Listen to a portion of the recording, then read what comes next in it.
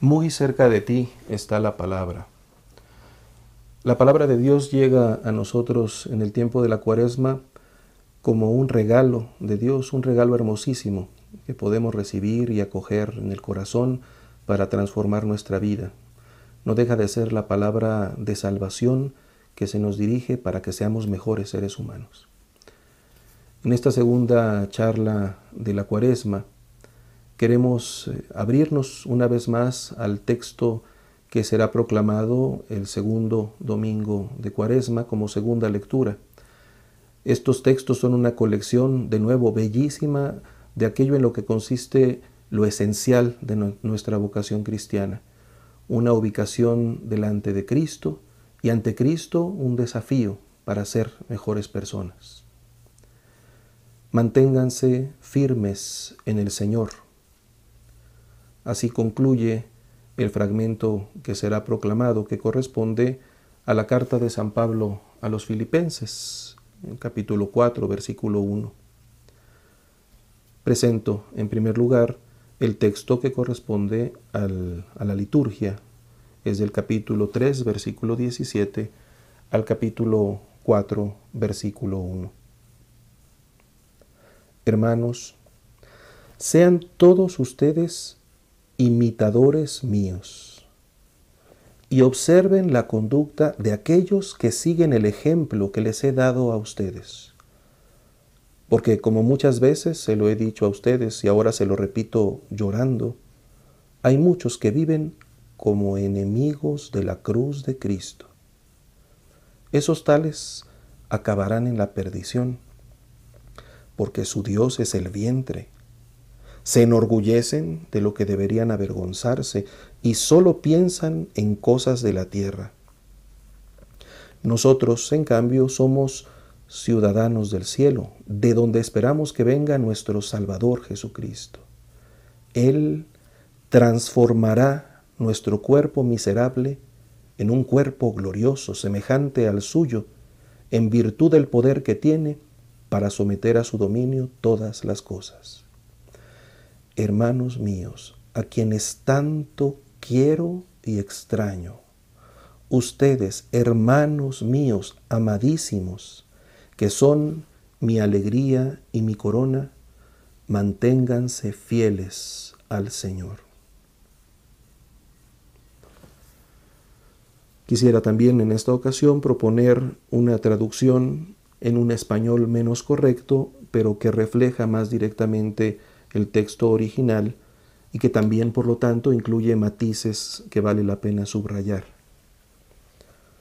Hermanos, sean coimitadores míos, imitadores juntos míos, y observen a los que caminan según el modelo nuestro. Pues muchos caminan, como frecuentemente les dije, y ahora en verdad lo digo llorando, como enemigos de la cruz de Cristo, cuyo fin es la destrucción, cuyo Dios es el vientre, y la gloria su vergüenza. Pensadores en las cosas terrenas. Nosotros, en cambio, existimos como ciudadanos del cielo, de donde también esperamos al Salvador, el Señor Jesucristo, quien transformará el cuerpo de humillación de ustedes conforme a su cuerpo de gloria, según el trabajar de su habilitación, para someter así todas las cosas. Por lo tanto, hermanos míos, amados y extrañados, alegría y corona mía, así manténganse en el Señor, amados. Invocamos la asistencia del Espíritu Santo para que este texto que nos es regalado penetre profundamente en nuestro corazón, podamos entenderlo conforme a la voluntad de Dios y sea un principio que transforme y convierta nuestra vida, nuestro corazón, nuestra conducta, de acuerdo con lo que el Señor espera de nosotros. Procederé, igual que como lo hemos hecho, en 3 pasos, Primero, un poquito más extenso, la lección, la lectura, de nuevo, deteniéndome en algunos fragmentos que son particularmente significativos y valiosos del texto, para hacer una explicación y ya de alguna manera una consideración de lo que el texto nos está queriendo decir, para hacer después una breve meditación con algunas pistas sobre lo que el texto nos hace pensar y concluir con una oración en la que invocamos la asistencia de Dios sobre nosotros y sobre nuestra vida para alabarlo y al mismo tiempo dejarnos conducir por Él.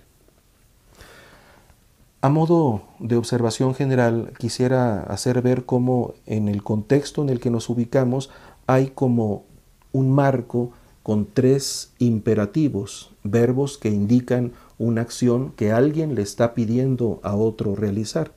2 están al principio y 1 está al final. Es como el demostrar que Pablo habla lleno de confianza con sus interlocutores. Se dirige a ellos con extremo afecto, llamándolos hermanos, queridos y extrañados, subrayando el amor que les tiene. Con su autoridad de apóstol se pone a sí mismo como ejemplo. En este contexto constata el triste destino de los enemigos de la cruz y al mismo tiempo describe la venturosa vocación de los discípulos. Detengámonos en el primer paso. Una doble instrucción, 2 verbos en imperativo, 2 órdenes, digamos. El texto litúrgico dice: sean ustedes, todos ustedes, imitadores míos y observen la conducta de aquellos que siguen el ejemplo que les he dado a ustedes. Literalmente el texto dice: sean juntos imitadores míos y observen a los que caminan según nuestro modelo. El diálogo pone en evidencia la relación que existe entre Pablo y los filipenses, una relación llena de confianza y al mismo tiempo que expresa con claridad su autoridad. Una autoridad no entendida como poder por la función que desempeña, sino una autoridad respaldada por su testimonio y al mismo tiempo por el afecto. Autoridad por el testimonio y por el afecto. Al mismo tiempo reconocemos una estructura comunitaria. No es el diálogo que Pablo tiene con una persona individual, sino con una comunidad, y de alguna manera él está involucrado con la comunidad, se siente parte de ella.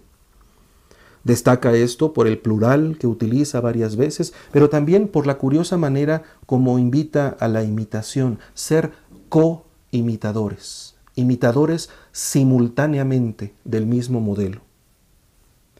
Los 2 imperativos que encontramos al inicio se complementan. Primero, sean imitadores, pero luego observar a los que caminan según nuestro modelo. Este imitar no puede entenderse como una mera representación exterior, como si fuera una parodia, pero ciertamente pasa por la manifestación exterior, por un tipo, por un modelo que es susceptible de ser visto, más aún, que debe ser mirado con atención. Refleja la natural condición humana por la que repetimos los gestos que vemos, tanto en el aprendizaje como en la comunión, y que establece también la comunicación. Podemos pensar cómo las mamás hacen ciertos gestos y luego los niños empiezan a reproducir el mismo gesto que vieron en la mamá. Se capta que aquella conducta es de alguna manera lo que el niño debe reflejar. O cuando 2 personas están profundamente integradas en una comunicación, también se da incluso una semejanza en el modo de colocarse físicamente. Ahora, a esto se añade el carácter comunitario. No son solo 2. Hay que ver a los que caminan y en el modelo nuestro hay que ser co-imitadores. Todos nos ayudamos a través de nuestra conducta. También todos podemos afectarnos unos a otros a partir de nuestra conducta. Y como ya dije, no se trata simplemente de un remedio exterior. Se trata de asimilar profundamente un estilo hasta que el tipo se reproduzca en todos, como un estilo de existencia, como un modo de andar. A este propósito llama la atención la palabra que designa la conducta, es el caminar, el andar. Una persona se reconoce por su estilo, y uno de los signos más peculiares del propio estilo es el modo de caminar. Cuando estamos acostumbrados a estar en un lugar y siempre repite la presencia de la misma persona, sabemos identificar a la persona simplemente por los pasos que va dando. Ya eso nos habla de su presencia, de quién es.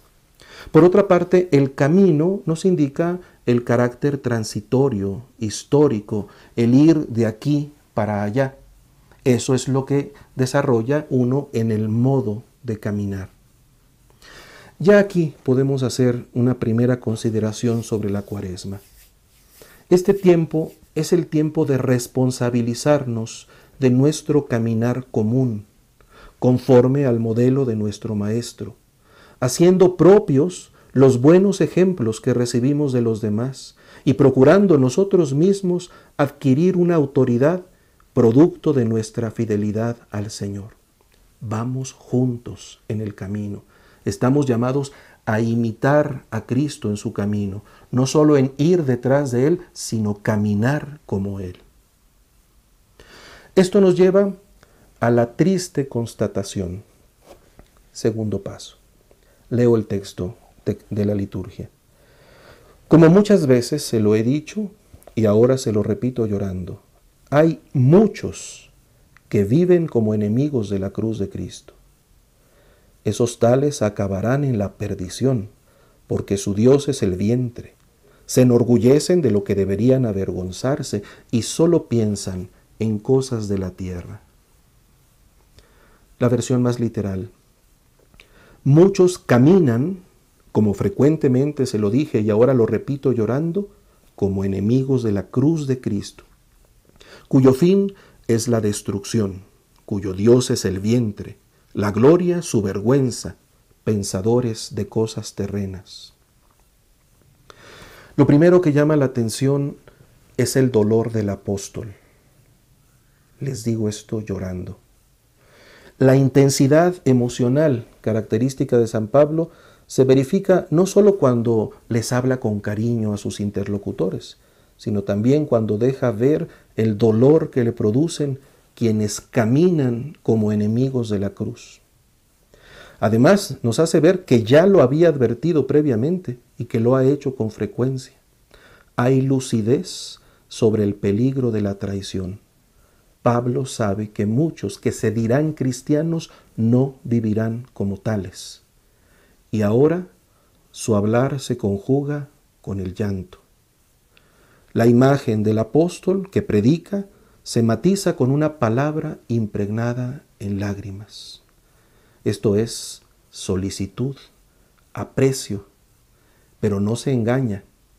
No significa que porque les tiene cariño va a ser transigente con ellos y va a prescindir de los valores de la cruz para aceptar cualquier cosa. No, no se engaña. Por eso le duele.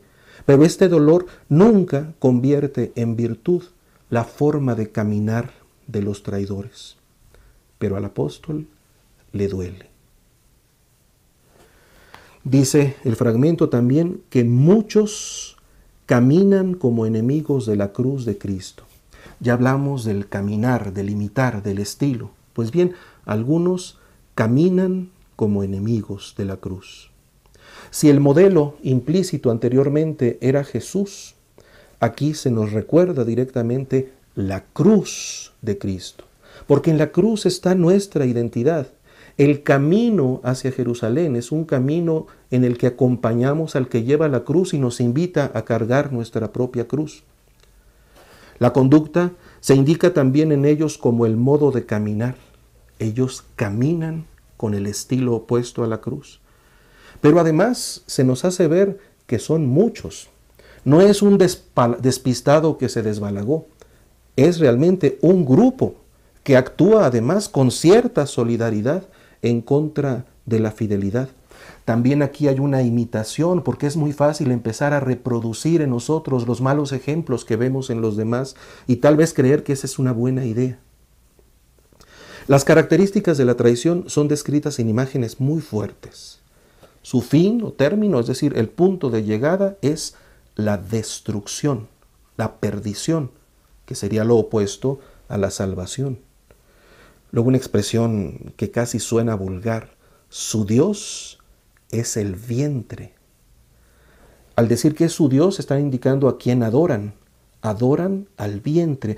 La adoración la dirigen a las pasiones humanas.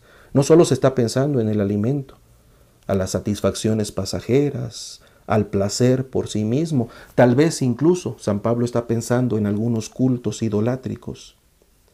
Luego dice que su gloria son sus vergüenzas. Presumen aquello de lo que deberían sentir vergüenza, que debería generarles pena. Su pensamiento, su aspiración, su discernimiento se dirige a cosas de la tierra. Evidentemente, Pablo sabe que la tierra es realidad creada y es algo bueno. No es que esté negando la bondad de la tierra, es que hay un estilo de vivir que es, de alguna manera, adaptarnos a la tierra conforme al pecado. Seguramente en cada una de estas expresiones dolorosas de San Pablo está recordando acciones muy puntuales que él constató entre las traiciones de los que habían sido cristianos. Pero lo más notable es que se vuelven también para nosotros paradigmáticas, porque nosotros podríamos estar reproduciendo lo que Pablo recordaba y lo llama su Dios es el vientre, puede muy bien reflejar lo que vivimos nosotros. La Cuaresma es un tiempo de revisar si nuestra solidaridad no se está alineando con la traición al Evangelio, de ver si no nos ha deglutido la norma consumista y hedonista de la cultura contemporánea. Y para esto no pensemos primero en los demás, interroguémonos sobre nosotros mismos. No vaya a ser que nosotros somos los que estamos caminando como enemigos de la cruz de Cristo. Y por otro lado, valdría la pena despertar, como le sucedió a Pablo, una sincera tristeza ante ello. Si nos encontramos ante la traición a la fe, compartir el dolor del apóstol, que es el dolor ante el pecado, el dolor por los hermanos que pierden el gozo del Evangelio, el dolor que tal vez inunda también nuestras propias traiciones. Como contraste, tenemos una venturosa vocación. El texto litúrgico. Nosotros, en cambio, somos ciudadanos del cielo, de donde esperamos que venga nuestro Salvador Jesucristo. Él transformará nuestro cuerpo miserable en un cuerpo glorioso semejante al suyo, en virtud del poder que tiene para someter a su dominio todas las cosas. Un pasaje literalmente un poco difícil. Nosotros, en cambio, existimos como ciudadanos del cielo, de donde también esperamos al Salvador, el Señor Jesucristo, quien transformará el cuerpo de humillación de ustedes conforme a su cuerpo glorioso, con la energía que posee para sometérselo todo. Permítanme hacer algunas observaciones. La primera me lleva al cuerpo. Antes se habló del vientre, y podría alguien suponer que esto es un desprecio de la corporeidad, de la carne o de la tierra. De ninguna manera. La referencia anterior al vientre nos lleva más bien a buscar la adecuada valoración del cuerpo. Y si antes se habló de la cruz de Cristo, aquí se menciona su resurrección, y esta se entiende como un acontecimiento corporal, el cuerpo glorioso de Cristo. No es, por lo tanto, la negación del valor del cuerpo, porque la entrega del cuerpo en la cruz termina en la glorificación del cuerpo. El suyo, el de Cristo, es un cuerpo glorioso, bello. No es, por lo tanto, la aniquilación de la materia ni la negación de su bondad, sino el reconocimiento de que el propio cuerpo tiene una vocación de gloria que pasa aquí por la humildad del cuerpo. No su exaltación en sí misma, no la obsesión enfermiza por el cuidado del cuerpo. No es el darle rienda suelta a los apetitos ni dejarse someter por él, sino integrar el cuerpo con toda su estructura, con toda la armonía que Dios le ha dado hacia un proyecto de salvación. Luego habla de los cristianos como ciudadanos del cielo. Antes, en el contraste, dijo que el pensamiento de los enemigos de la cruz es conforme a los criterios del mundo. Aquí tenemos entonces a los discípulos como los ciudadanos del cielo. El cielo no es la bóveda celeste. El cielo en el lenguaje bíblico es el ámbito de Dios.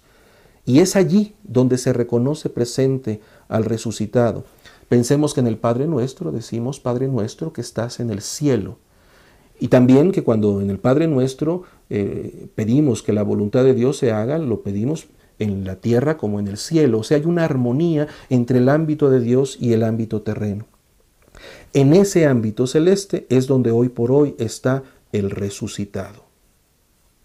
La cruz tuvo como fin la gloria, y no se llegó a la gloria sin la cruz.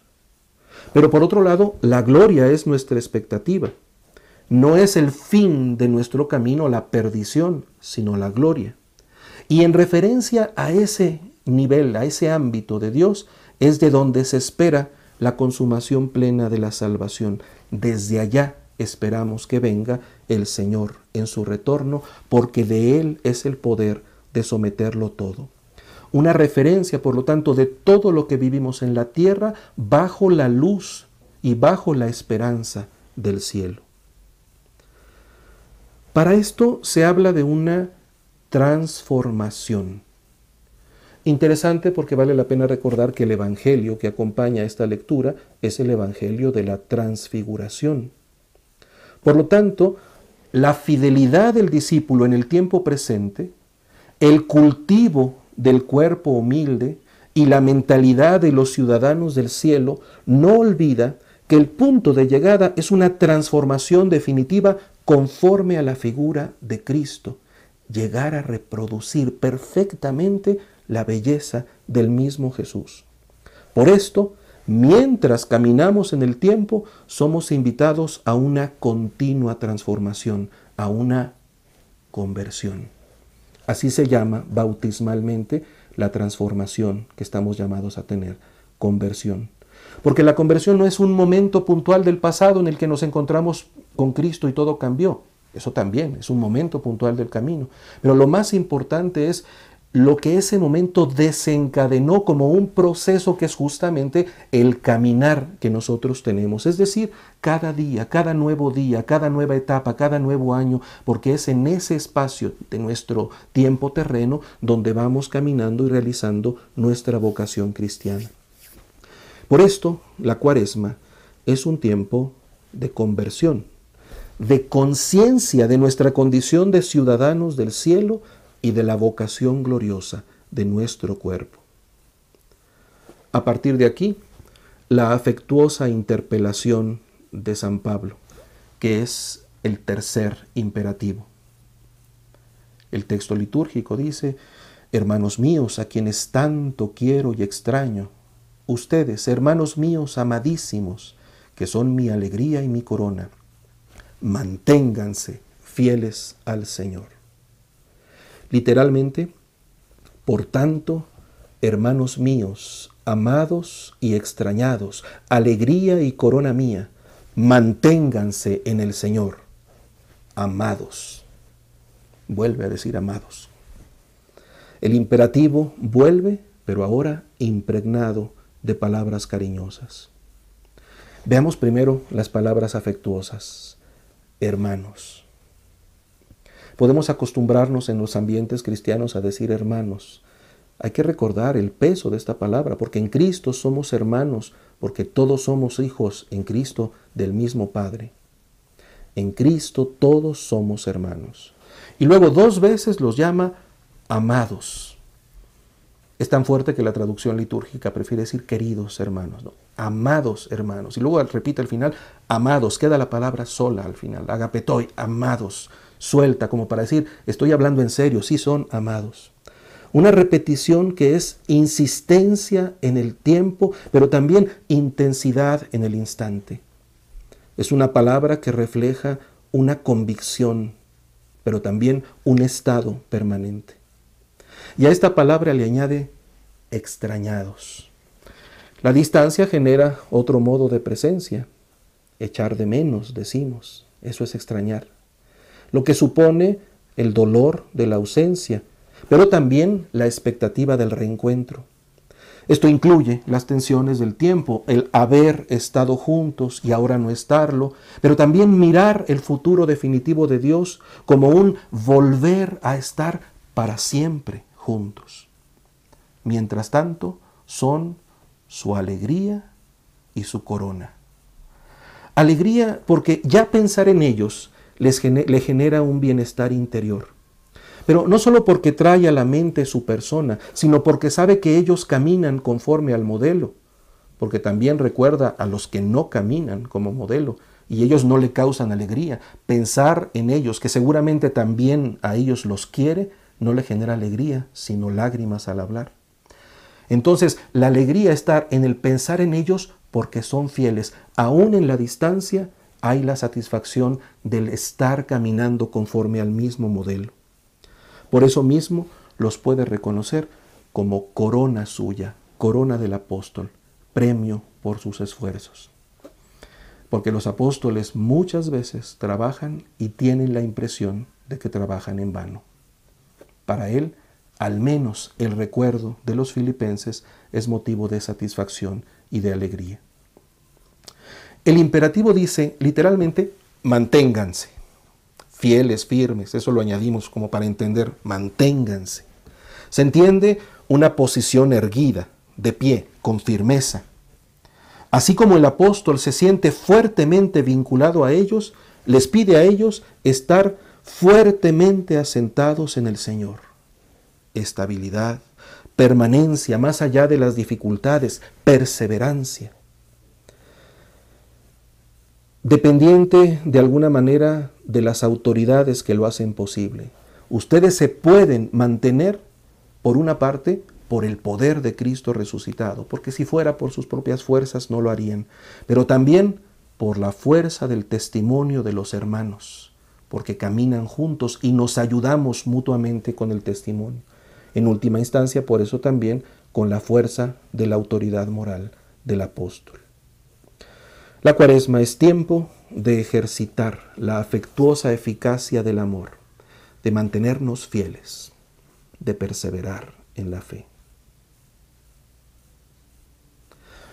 A partir de aquí les propongo 3 notas de meditación. Una a propósito de Cristo, una a propósito de nuestra conversión y una última a propósito de la necesidad de caminar como iglesia. Sobre Cristo.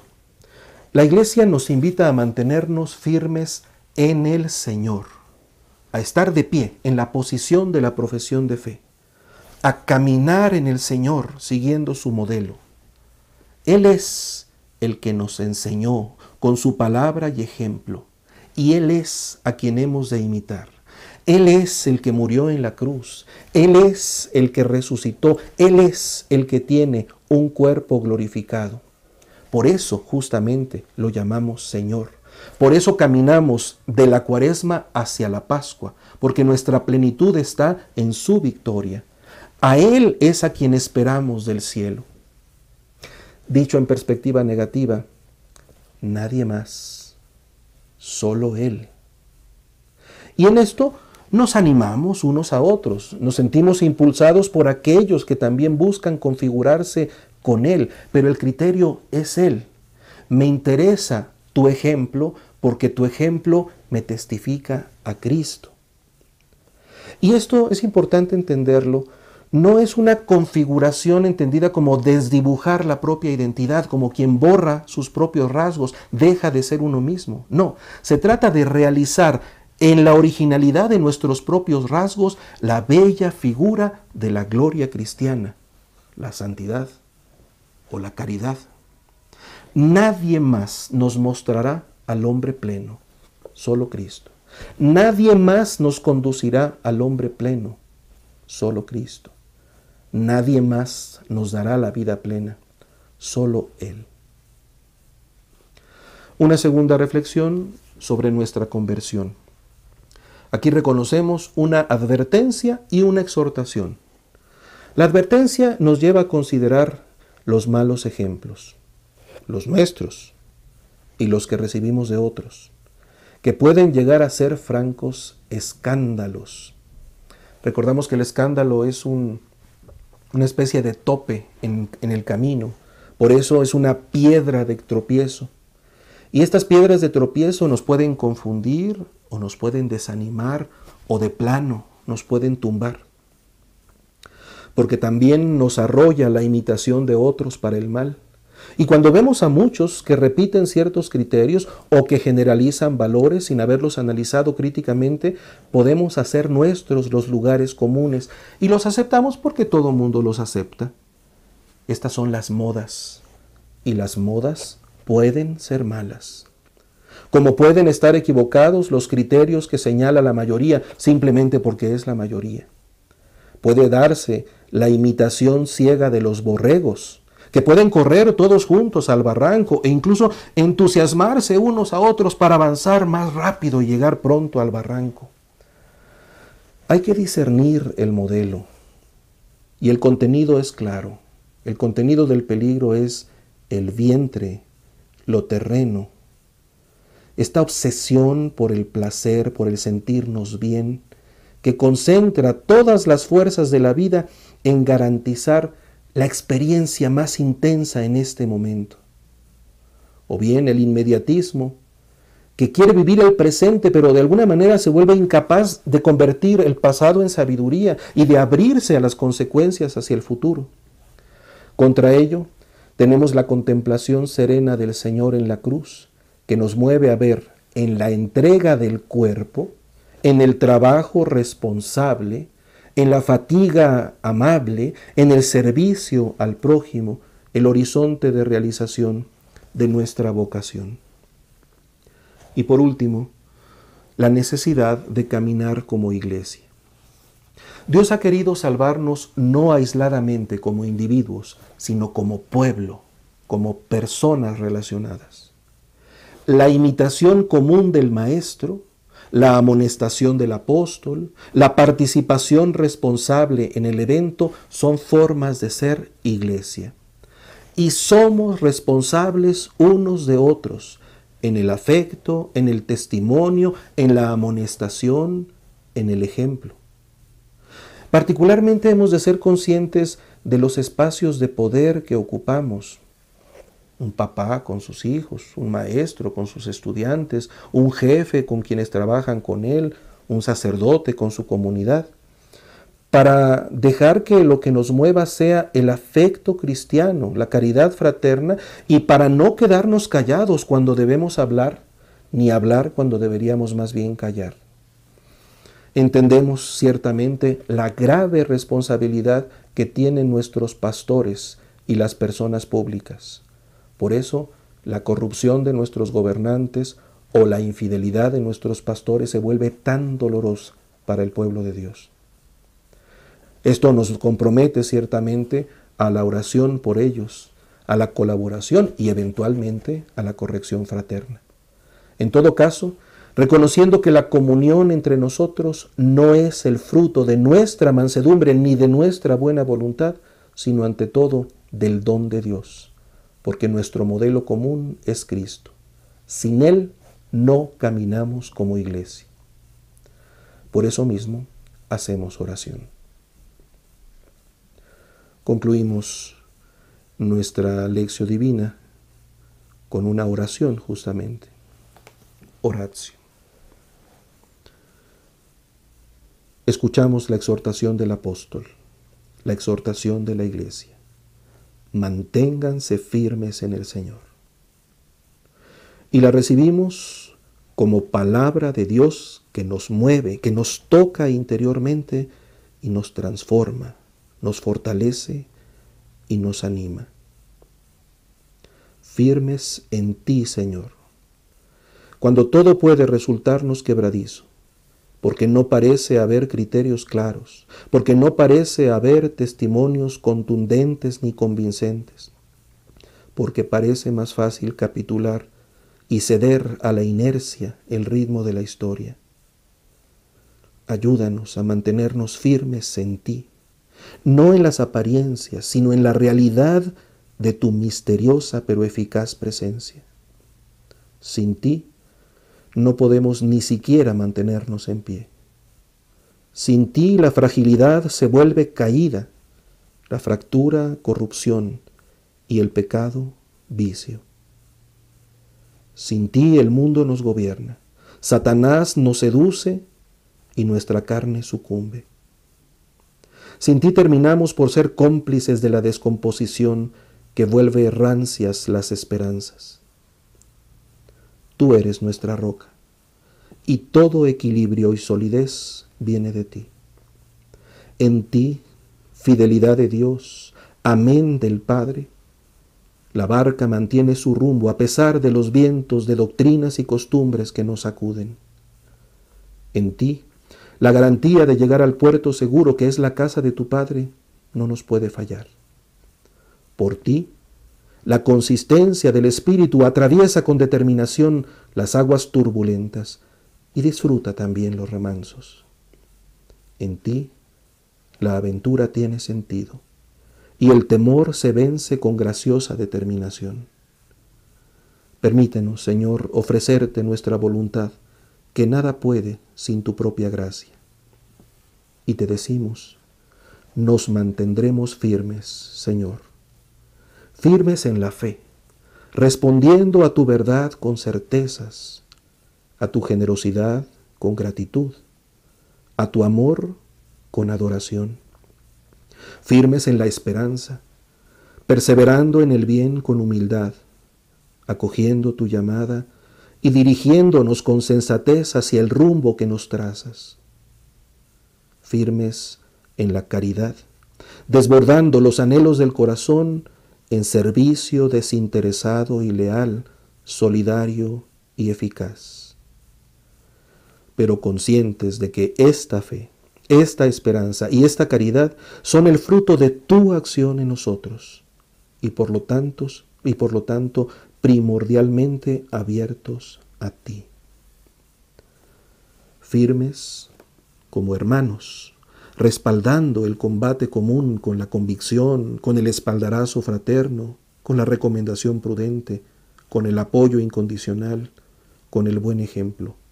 Firmes para no dejarnos arrastrar por las costumbres nocivas del tiempo, sino aceptando de él solo lo que es conforme a tu voluntad y sirve para darte gloria.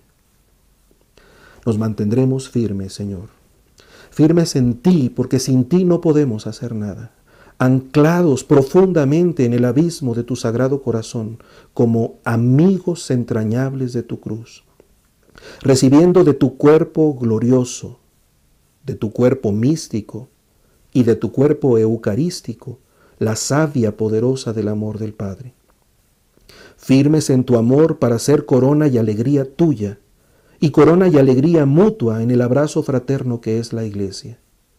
Firmes en la piedad y en el consuelo, en la comunión y en la acción de gracias, en el anuncio y en el testimonio, como sal de la tierra y luz del mundo, por la fuerza de tu Espíritu. Firmes en el afecto fraterno y en la obediencia filial, en el apostolado y en la ofrenda, en la oración y en el sacrificio. Firmes en la alabanza de tu santo nombre. Hoy, en el tiempo propicio que nos concedes, mientras caminamos a la conmemoración pascual de tu amor firme, mientras continuamos el camino, bajo tu guía y conforme a tu estilo, hacia la estabilidad definitiva de tu gloria eterna. A ti, la gloria y el poder, por los siglos de los siglos. Amén. En el nombre del Padre, y del Hijo, y del Espíritu Santo. Amén.